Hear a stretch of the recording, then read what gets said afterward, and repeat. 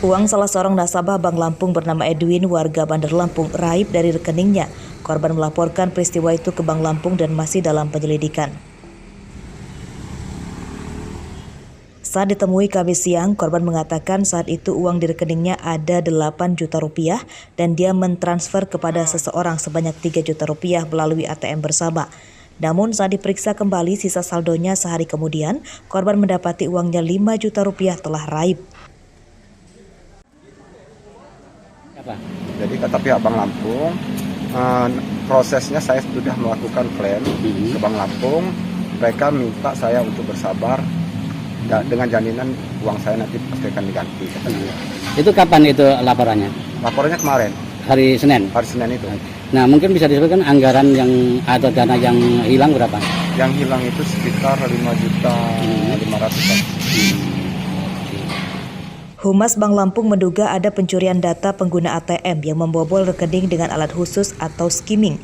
Pihak bank berjanji akan mengganti uang nasabah yang hilang jika memang benar menjadi korban skimming. Bank Lampung bertanggung jawab. Kalau memang itu proses penarikan uang tersebut adalah korban dari skimming, Bank Lampung bertanggung jawab. Jadi nasabah yang merasa hilang, harap tenang, kita sedang berproses. Begitu terbukti proses penggantian langsung berjalan. Pertama, kita akan meningkatkan keamanan kita di mesin kita sendiri ya. Kan skimming ini bisa terjadi di semua mesin ATM ya, bukan hanya punya kita. Kita introspeksinya ke dalam yang punya kita, mesin ATM kita akan kita lakukan pengecekan berkala sekarang. Bank Lampung telah membentuk tim investigasi atas hilangnya uang nasabah dalam rekening. Kejadian itu ada 2 kemungkinan, yakni kejahatan skimming atau kelalaian pemegang kartu ATM.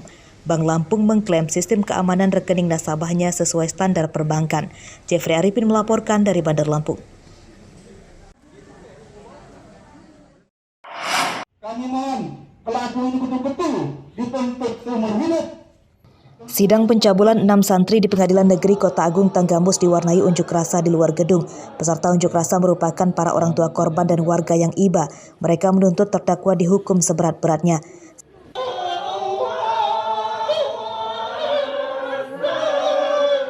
Sidang dengan agenda pembacaan tuntutan terdakwa berlangsung tertutup.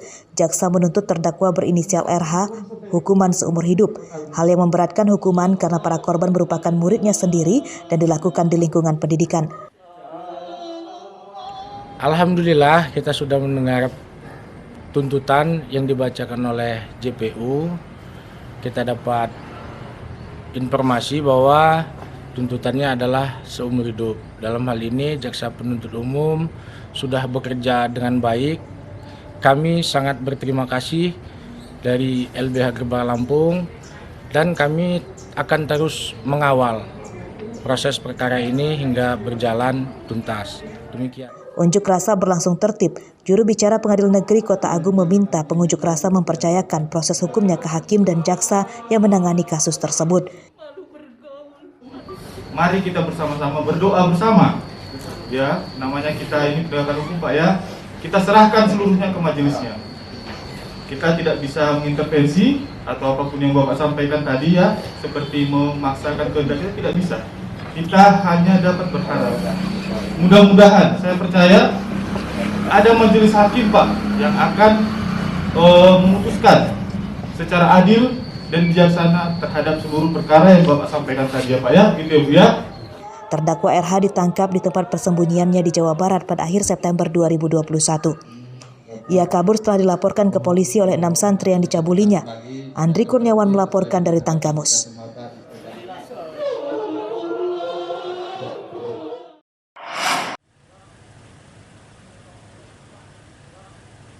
Dua terdakwa kasus korupsi peningkatan jalan ruas Kalibalangan cabang 4 Lampung Utara dibebaskan dari hukuman oleh Ketua Hakim Pengadilan Negeri Tanjung Karang Bandar Lampung Kamis siang. Keduanya yakni Yusril, seorang ASN di Lampung Utara sekaligus pejabat pembuat komitmen dan kontraktor proyek tersebut bernama Abdul Azim.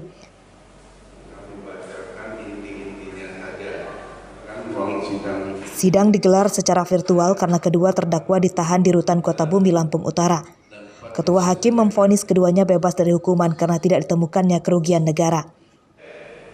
Membebaskan terdakwa Yusril dan terdakwa Abdul Azim. Oleh karena itu dari semua dakwaan penuntut umum memerintahkan para terdakwa baik Yasril SST MT maupun M bin Yamin maupun Abdul Azim MD bin Arifin tersebut segera dibebaskan dari tahanan. 4. Memulihkan hak-hak terdakwa dalam kemampuan kedudukan, harkat dan martabatnya. Kasus yang menyeret 2 terdakwa tersebut terkait pekerjaan peningkatan jalan sepanjang 2,2 km, lebar 5 meter dengan dana proyek 4 miliar rupiah. Korupsi terungkap dari hasil audit BPK. Kontraktor telah mengembalikan dana proyek yang tidak dikerjakan pada tahun 2020 ke kas daerah sebesar 795 juta rupiah. Putusannya kan menyatakan penetapan tersangka tidak sah. Hari ini proses jalan karena ada SEMA. Perkara pokok kita sidangkan, faktanya linear, berbanding lurus. Artinya buktinya memang tidak sah. Tadi pertimbangan majelis hakim apa sih? Yang pasti kan begini, unsur kerugian negaranya yang jadi bukti dalam konteks tindak pidana korupsi ini tidak terbukti. Jaksa penuntut umum belum menerima vonis hakim yang membebaskan para terdakwa. Jaksa akan kasasi di tingkat Mahkamah Agung. Arsadi Saputra melaporkan dari Bandar Lampung. Membacakan inti-intinya saja. Bisa ya?